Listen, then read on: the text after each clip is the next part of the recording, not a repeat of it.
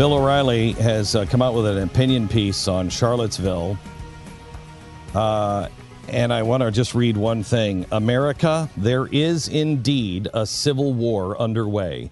And the president, along with his supporters, will lose that war unless they fight it smarter. Anytime Nazis are involved, you condemn them and walk away. That's all. There will be time to expose the hard left fanatics down the road. It's about picking your spots. It's about an effective wartime strategy. Bill O'Reilly, welcome to the program. Could not agree with you more, Bill, but I don't think the president, you asked me this on your podcast 2 days ago, and I gave you a different answer. When I saw what happened with Bannon yesterday, I think the president is unfortunately done. I don't know if he recovers from this. I don't see it that way. When you are a president of the United States, even if your opinion polling is low, you still have an enormous amount of power. And he has the ability, Trump does, to kind of isolate Bannon. And Bannon doesn't really have anything other than the court of public opinion to fight back with. Okay, so hang on just a second. But Bannon came out yesterday and pretty much announced, hey, I'm the leaker, talking to not only the New York Times, but the Prospect. What he said to the Prospect and the New York Times, stunning. Well, give me an example of what stunned you and what he said. Let me see here. First of all, in Kim, Trump has met his match. The risk of too arrogant. No. Sorry, that's not it. He said they've got us. Yeah, he said North Korea's got us. They've got us. He said. There is no military solution to North Korea's nuclear threats. Forget it. And until somebody solves the part of the equation that shows me that 10 million people in Seoul don't die in the first 30 minutes from conventional weapons, I don't even know what you're talking about. There's no military solution. They've got us. Not something the president would approve of. Then he goes in to say, I'm changing out people in East Asian defense. I'm getting Hawks in. I'm getting Susan Thornton out at State. That's a fight I have every day. And then I'm going to take on the Treasury with Cohn and the Goldman Sachs lobbying. So he is saying basically, here's my agenda, and I'm going to do these things. While he's saying the president was bluffing, there's no way to win a war with North Korea, which we all know, but you don't say that if you're in the White House. All right. So you have a guy who is sending a signal because he believes he will be fired, that, he's powerful, and if you fire me, bad things are going to happen. That's my assessment of the bluster. Yes. That is printed. And you agree with that, right? Yes. Okay. So, Trump's got to make a decision, and the decision most likely will be that Bannon will be fired. And then I think that'll probably come next week, because Trump can't back down. He's not that kind of guy anyway. Yep. So Bannon leaves. And then Bannon basically tries to rally through Breitbart and other, conservative places, tries to rally that Trump has lost his mojo, and it's all over. So what? I mean, the American people aren't going to listen to Steve Bannon en masse. They're not. And all Trump has to do is basically do it quickly and not say anything, not comment to what Bannon does. And then in a month, it'll all be gone. Okay, that assumes a couple of things. One, that Donald Trump can fire somebody and then not say anything about it. All right, but Kelly will fire him. And I'm sure that Kelly and Trump will basically have a strategy going forward. But you might be right. Trump might, make a bigger deal out of it than he should, which is what happened in Charlottesville. So here's the thing. As I've been watching this Charlottesville thing, as you said in your op-ed, you got to, for the love of Pete, The Nazis, good or bad? They're bad. White supremacists, they're bad. But there was never a time when Trump said they weren't bad. No, I know that, but that's just propaganda crap. But wait a minute, Bill. Wait a minute. Out of a dead sleep. You're the president of the United States. You know you take a hard line stance because that's what we all believe. Right. And then he says, well, I wanted a couple of days to figure it all out. He comes out with a statement that he's reading. So, and everybody knows those aren't his words. I'm not saying he supports the Nazis or white supremacists, but then he comes out and says it. And then he won't leave it alone. And then the next day he comes out and he undoes everything. Well, that's the key. He won't leave it alone. Correct. He doesn't have the discipline to be president of the United States on the far left. Look, that's what I say in the column. And by the way, if folks want to read it, they go to BillO'Reilly.com and read it. It was also originally printed in The Hill. But that's the problem that Donald Trump has, is that he can't constrain himself. Correct. All right?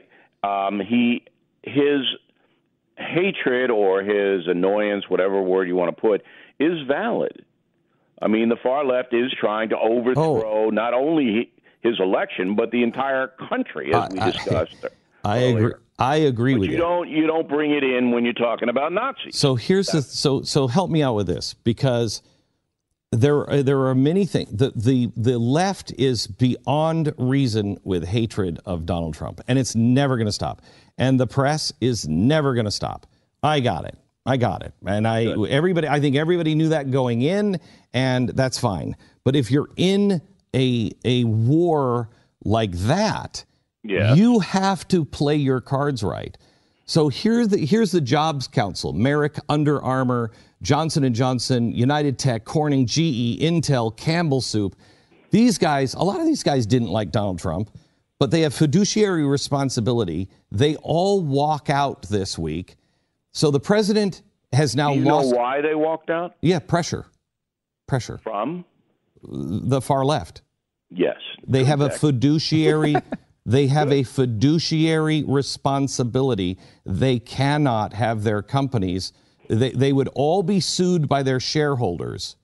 And so I want you to know, I'm not Whoa. You nailed the reason. But the fiduciary responsibility comes in operating your corporation honestly. So to say that, I disagreed with Trump's analysis of Charlottesville, so I'm quitting. No. That's not why they quit. No. Perception is reality, Bill. No, but you have to look. I understand that, but perception is... But dangerous this is. Perception is reality. You're fighting... Your argument is, so you stood with the guy. Perception is reality. I'm not saying this is what happened. I'm saying this is what everyone will believe, and the case that will be made, and it'll be swept into it. No, look, there's a poll out today that says 67% of Republicans have no problem with Trump's analysis of Charlottesville. All right?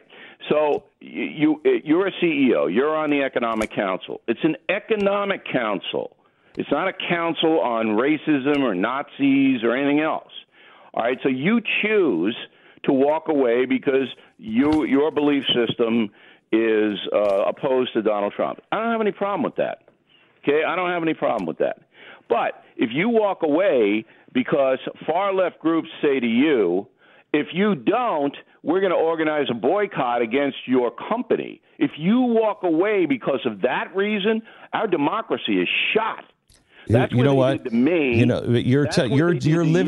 you're living in a dream world. You know that corporations settle a litigation all the time, even though they're in the right. And it is destroying our system. That. I know that. This is extortion.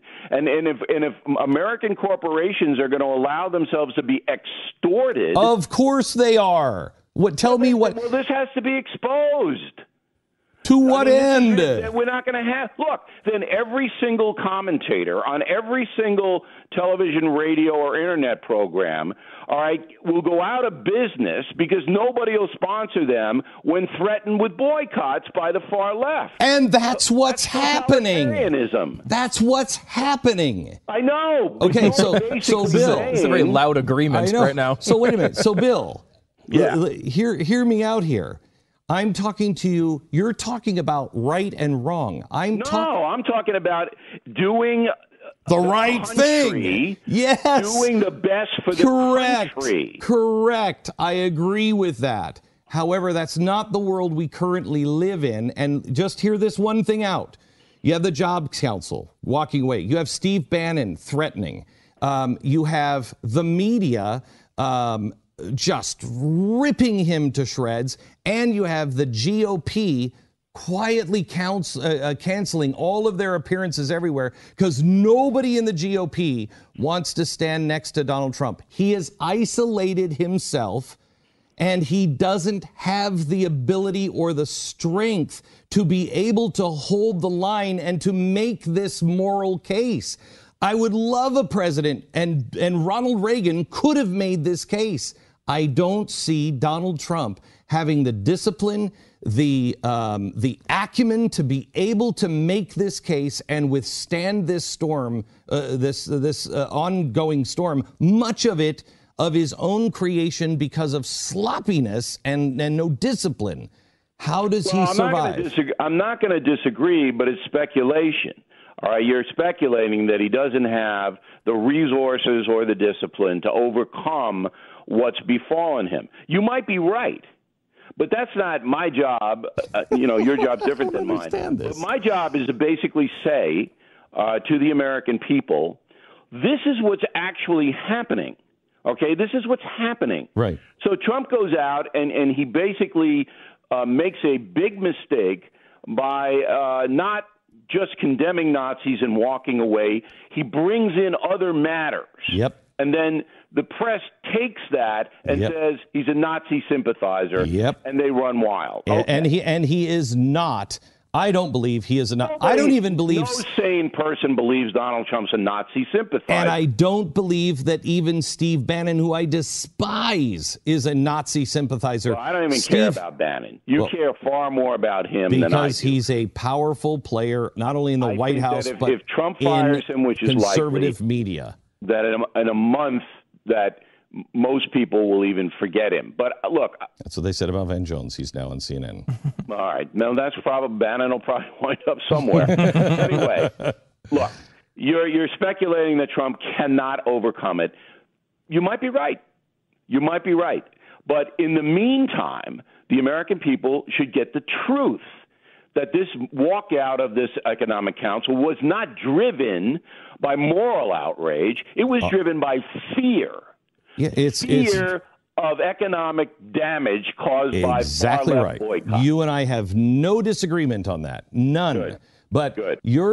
What you're saying is you deal in reality. No, Bill, I deal in reality. That's the reality. There isn't a CEO. You show me the people who actually have a spine to stand up. So I would like people to have a spine. I try to have a spine. You try to have a spine.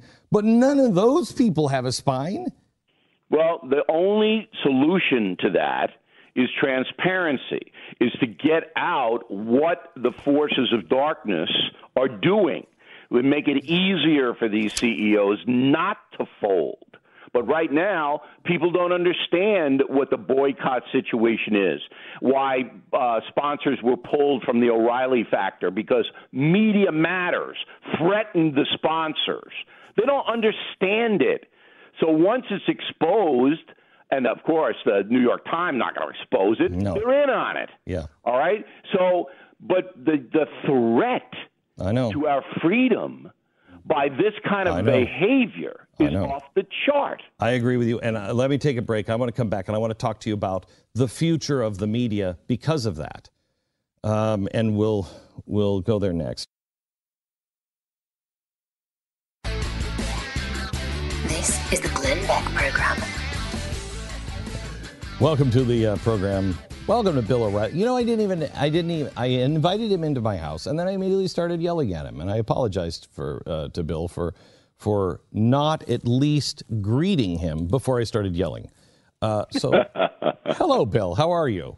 I'm good, Beck. Good. You're wrong, Bill. You're not good. No, this is just an extension of our conversation we had on BillO'Reilly.com earlier on Tuesday. I know. So, I came wearing I believe a tie and a jacket because I'm on the Bill O'Reilly show, and you came in your underpants. No, I was wearing a very spiffy sports shirt. But you looked exactly like Colonel Sanders, and all throughout the program we were getting orders coming in on our internet line. Okay, see, this is not buckets and mashed potatoes and stuff like that. They really thought you were the Colonel. Did they generally want the extra crispy, or just? Yeah, they did. Yeah, the extra crispy was big, but you're not getting my secret recipe ever, Bill. Ever. You're never getting my secret recipe. Okay, we have to come back, and I take a quick break with Bill O'Reilly. I want to talk to him about the future of the media, because I believe last week really was the end of the beginning, and now we are at the beginning of the middle, if you will, of our story of America and the fundamental transformation that is really, truly still happening in America, and the media is playing a big role. And I think it's damn near in full-fledged collapse on both sides. Next. The Glenn Beck Program. Mercury.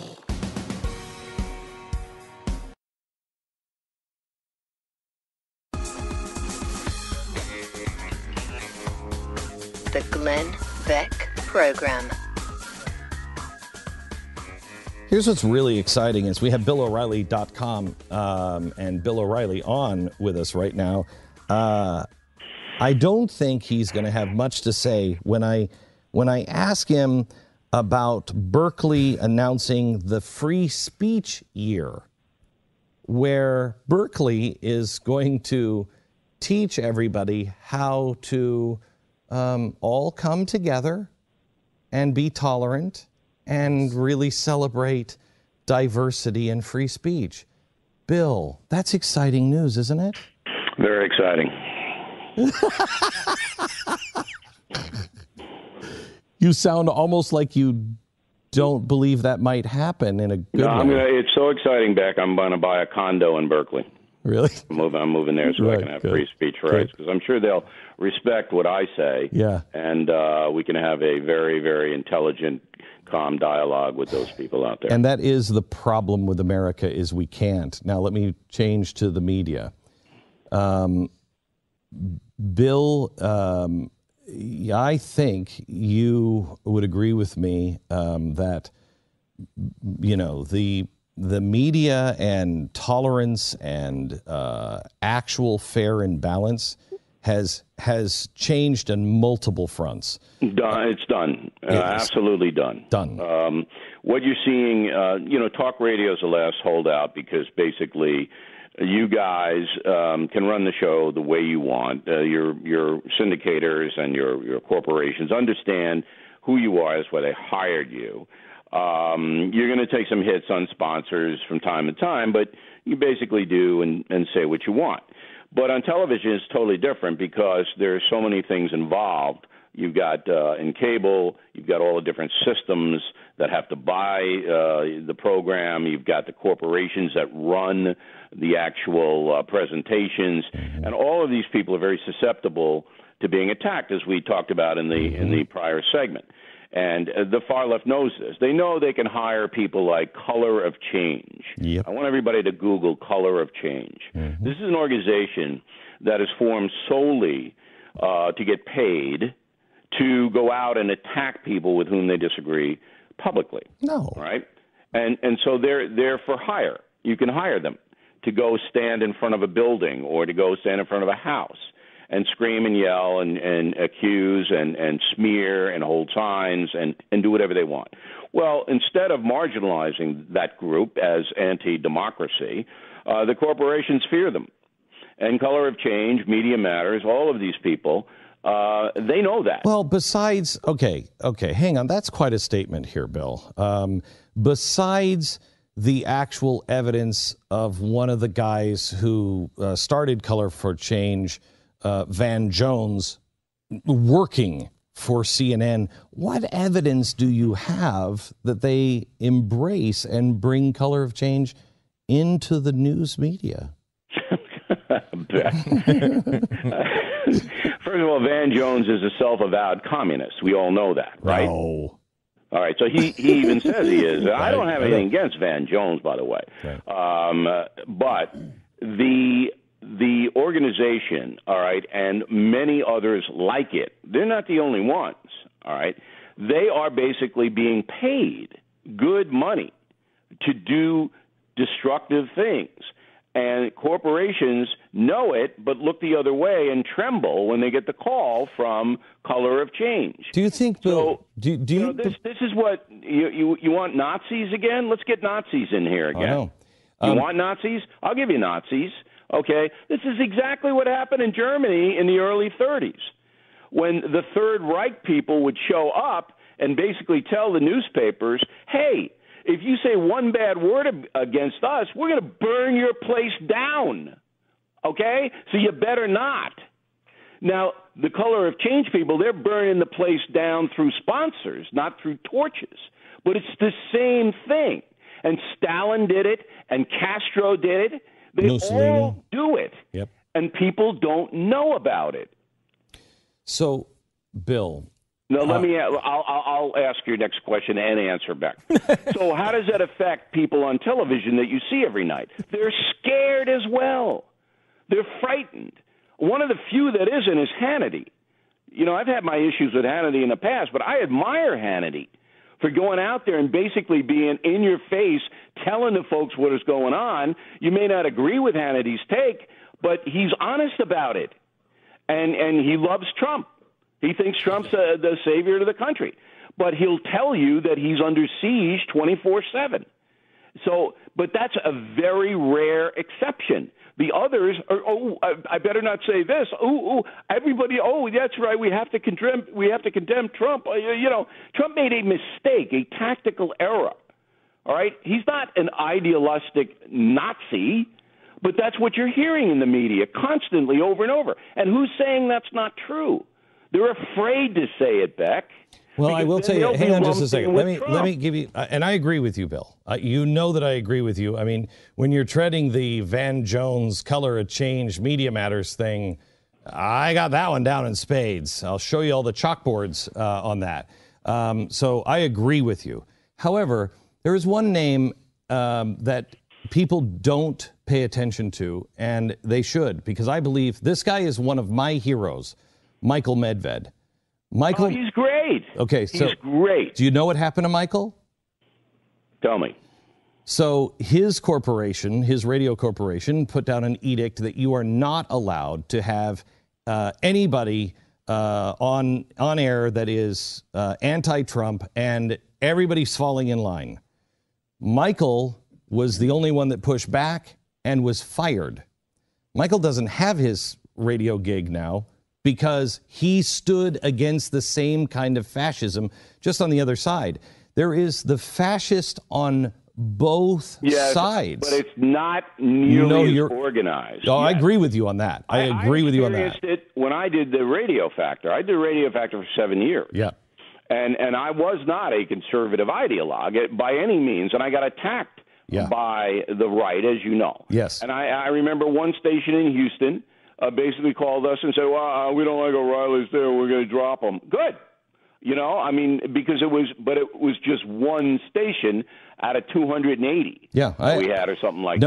No, I agree with you, and the blessing on the right is, hurting a bunch of libertarians and free market people is like hurting cats. It's almost impossible. So we can't get our act together, well enough to boycott the free speech that we shouldn't allow to have. So that's a good thing. They're so disorganized. They're way behind the left. Way behind. It does exist, but it is way behind. So let me ask you this, Bill. Play out the media, because people may not know the names, they may not know the connections like you do, like we've tried to lay out for a long time, but they know they're not getting the truth. And on top of it, all they're getting is yelling back and forth, you're a Nazi or you're a communist. But there's not even much yelling anymore because not all, but most of the commentators, at least on cable news, are cowed, and they know now that their whole livelihood is in jeopardy. Look, on Tuesday night, the biggest news night of the year with Trump and Charlottesville, right? The press conference. Yep. Guess who came in third in cable news? Fox. Guess who came in third? Fox? Yes. Fox News came in third. CNN and MSNBC. CNN beat them in the demo. MSNBC beat them outright. And it wasn't even close. Fox, it was stunning to watch the television ratings come in. Why? Because on Fox, which would be naturally inclined to give President Trump the benefit of the doubt, all right? Yep. The benefit of the doubt. Yep. They no longer do that en masse because they're afraid. And so the audience of Fox knows, outside of Hannity and maybe Carlson a little bit, they're not going to get a robust defense of the right, of the conservative position. And so they don't watch. Yet the left hate Trumpers flock in to watch CNN and MSNBC work Donald Trump over. Okay, so therefore the whole thing is changing and collapsing. Okay, so may I propose one change to this theory and see what you think? I agree with that theory generally, except this time. Because of the injection of the actual torch-carrying, Nazi banner-wearing Jew, anti-Jew chanting Nazis, now people don't want to, they don't feel comfortable with a full-throated, and I'm talking about the audience, a full-throated defense because it worked to Trump's to his advantage. That's absolutely right, Beck. But right. You don't have to do that. You do what I did in my 2 columns on this. You explain the mistakes Trump is making. Correct. Which I did. All right. And then you say, here's what should take place. Yes. Here's the truth. Yes. Okay? That's all the audience wants. The audience isn't mad at me. My audience on BillO'Reilly.com and on the Hill and every place else I go isn't mad at me because I point out Trump's mistakes. They aren't. They're happy that I'm trying to apply some perspective to it. That's what's missing. And so that you have a media now that is it's flocking. It's unbelievable. Let's get Trump out of office. That's the goal of the media. Yes. So where is the counter to that? It's evaporating, which is why Fox News came in third place on Tuesday. Because I don't think, honestly, I have a very low opinion of people in the news. I don't think they're generally curious. I think they're intellectually dishonest. I think they've gone a little dead inside, quite honestly. And so I don't know that many people that can make that intelligent case and draw that line and be able to say, nope, he's wrong here, he's right there. Most of them are too afraid by the numbers, by, whatever. And so they're intimidated, but right, they don't really have the intellectual heft to do it anyway. Exactly right. All right. And you have the intellectual heft to do that. And that's why you're being successful right now. Our ratings are going up. While everybody else is going down, our ratings are up 11%. Why? Because we will tell you when Donald Trump has done well, and we will tell you when he's really screwing it up. We will try to give you perspective as well, but I don't believe that people are comfortable right now, and this is what the media thinks they have to do on the right, and that is just you back him, no matter what. That's not the right course. You can't do that, right? But you can't buy into a dishonest analysis. But you're wrong about why your ratings are going up, Beck. Oh my gosh! It's your goatee. It's the goatee. Oh. Ever since that's wait a minute, did Bill O'Reilly just make something not about him? I thought for that sure. That is not possible. Personal attack. Wow. Bill, good to talk to you. BillO'Reilly.com. Check out his new webcast. Once in a while, he has a good guest like Colonel Sanders. Yeah, it's all about you, man. Yeah. BillO'Reilly.com. Check him out every day. The No Spin News. Thank you very much, Bill. I appreciate it. Thanks for having me in. You bet.